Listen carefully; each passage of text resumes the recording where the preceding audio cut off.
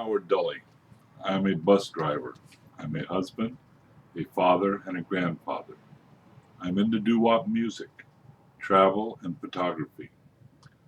I am also a survivor. In 1960, I was 12 years old.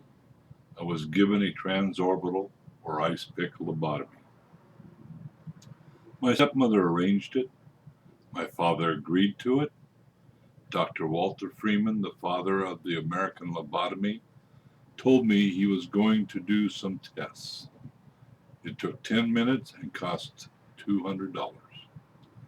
The surgery damaged me in many ways, but it didn't fix me or turn me into a robot, so my family put me into an institution.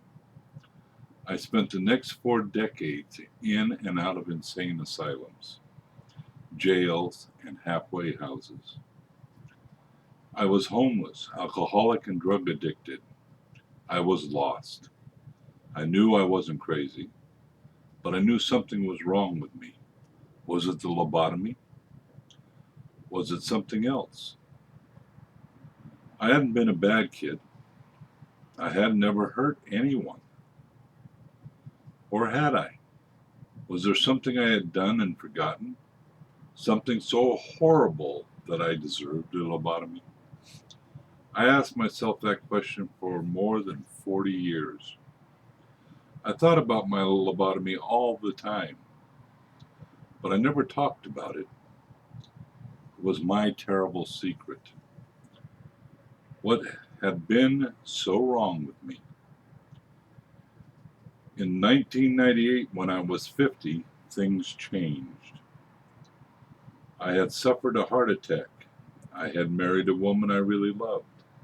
And I'd gotten clean and sober and gone back to school and earned a degree.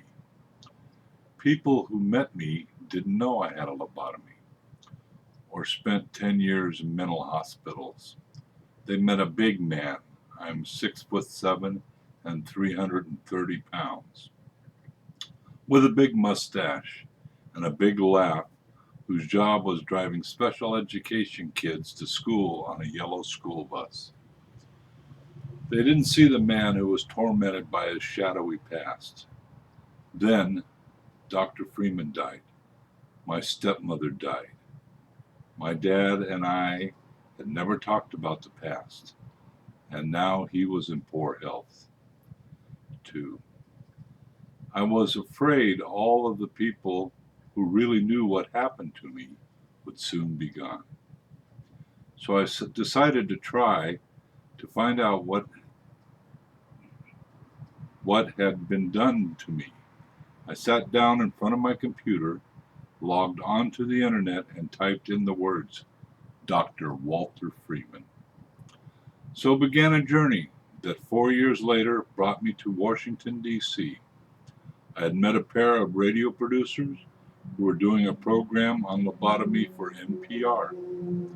They had arranged permission for me to see Dr. Walter Freeman's lobotomy archives, even though Freeman personally lobotomized more than 5,000 patients and paved the way for lobotomies of tens of thousands more. I was the first one in history to show up asking to see his files. The archivist handed me a manila folder. On the front of it were the words, Dully, Howard. The great mystery of my life was inside. The question that had haunted me for more than 40 years was about to be answered.